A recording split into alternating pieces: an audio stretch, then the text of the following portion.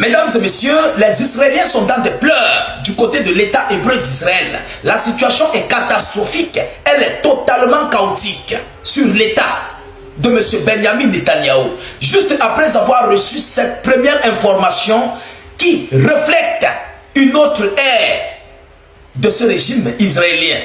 Oui, alors je vous parle, plus rien n'est plus comme avant. Je le mets au conditionnel, il paraît-il que l'homme là est allé. Il est allé, vrai pour de vrai. Selon l'information qui vient de tomber, Netanyahou avait une visite officielle à faire du côté de Beth Shemesh. Beth Shemesh, c'est une zone où l'Iran a frappé une localité de Beth Shemesh et a perforé même le bunker où les civils étaient réfugiés. Et il y a eu un carnage inédit dans cette partie de Beth Shemesh. Netanyahou avait promis une visite officielle là-bas. Si ce n'était pas aujourd'hui, non, ça devait être aujourd'hui ou demain. Malheureusement, juste après les frappes d'hier soir, dans la nuit du 1er au 2 mars, qui a visé plus précisément, les frappes là ont visé plus précisément le bureau du premier ministre israélien, M. Benjamin Netanyahou, et le siège du commandant de l'armée de l'air du régime. Donc le bureau du premier ministre et le siège du commandant de l'armée de l'air du régime israélien. Après cette annonce-là, après cette information, Israël a suspendu la visite de M. Netanyahou sur l'un des sites les plus touchés par les frappes israéliennes. Comment vous voyez ça? Je ne dis pas que c'est Netanyahou qui a suspendu. Non, je dis Israël. Je pèse même, je conclue mes mots. Israël a suspendu la visite de Netanyahou, le premier ministre israélien, sur l'un des sites qui a eu plus de carnage dans l'histoire des guerres et des conflits entre l'Iran et Israël. Ce site où il doit normalement arriver, sa visite a été suspendue. Qu'est-ce qui se passe en réalité? Mais mesdames et demoiselles, depuis hier, moi je vous donnais le fax parce que j'avais le rapport. Mais vous savez, nous sommes dans un monde où les mainstream contrôlent toutes les plateformes. Si j'avoue officiellement, avant que eux ils n'avouent, ça serait autre chose. Donc je ne veux pas courir le risque. Sinon on connaît déjà la réalité. Moi j'ai déjà reçu l'information. Ouais. Netanyahou est déjà. Il est déjà. Vous comprenez, non? Je code ce mot en notre langue ivoirienne. Netanyahou est déjà. Alors je vous parle, il est déjà. Donc on ne vous trompe plus. J'ai eu le fax venant plus précisément du conseiller du guide suprême pour l'Afrique. Oui, le conseiller du guide suprême pour l'Afrique. C'est lui qui m'a donné l'information officielle. Il est déjà sur les frappes. Depuis hier nuit jusqu'à ce matin, il n'a pas encore fait une apparition publique ou médiatique.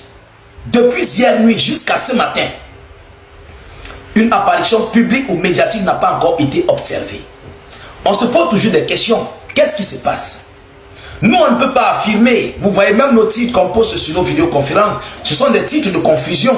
Parce que l'algorithme est en train de traquer. Ils sont en train de faire le sale boulot. À l'instant où je vous parle, l'algorithme YouTube, TikTok, Facebook, Instagram, tout ça là, ils sont en train de traquer tous ceux qui donnent l'information officielle là. Mais en code, on la niaga. L'Iran a niaga M. Benjamin Netanyahou. On la niaga, il n'est plus. Les vrais ont compris. Vous pouvez partager. On code les mots. Mais le titre en haut là, c'est pas ce que je veux mettre. Pour éviter la censure.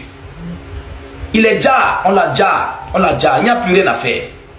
Bon, maintenant, ce qui va se passer, ce qui se passe, on va couvrir sa mort. Vous comprenez? On va couvrir son repos éternel. Avec quoi? Par des frappes puissantes sur l'Iran. C'est ce qu'ils veulent préparer à leur instant. Et il y aura des avions bombardiers, peut-être qui sont en train de frapper, qui vont frapper sur les sites de Natanz, les sites fortifiés iraniens. Il y aura des bombardiers très puissants qui vont travailler là-bas. avec d'autres avions de combat et des drones, tout ce qui s'ensuit. Ils vont pulvériser avec des roquettes et autres sur le sol iranien pour essayer de couvrir, gonfler et mettre en avant leur victoire. D'avoir frappé, anéanti, avoir fait reculer l'Iran 30 ans en arrière, 50 ans en arrière. Sinon, la réelle nouvelle, le chef d'état-major est déjà. Vous comprenez? Alors je vous parle, c'est l'Amérique qui coordonne les opérations en Israël. C'est l'Amérique qui coordonne les opérations à leur instant. Et quelques hauts gradés qui sont encore là. Sinon, le papa là, non, Abana, vous comprenez? Alors, mesdames et demoiselles et messieurs, donc cette visite ici intervient plus précisément après l'annulation, je voulais dire l'annulation de cette visite intervient plus précisément après les frappes sur ces multiples sites à Jérusalem, et à Tel Aviv et dans d'autres localités, à Haïfa et tout ce qui s'ensuit.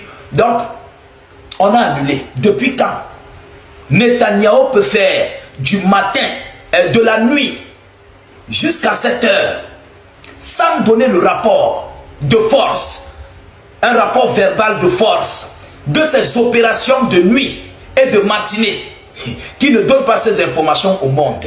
Depuis quand? Depuis quand?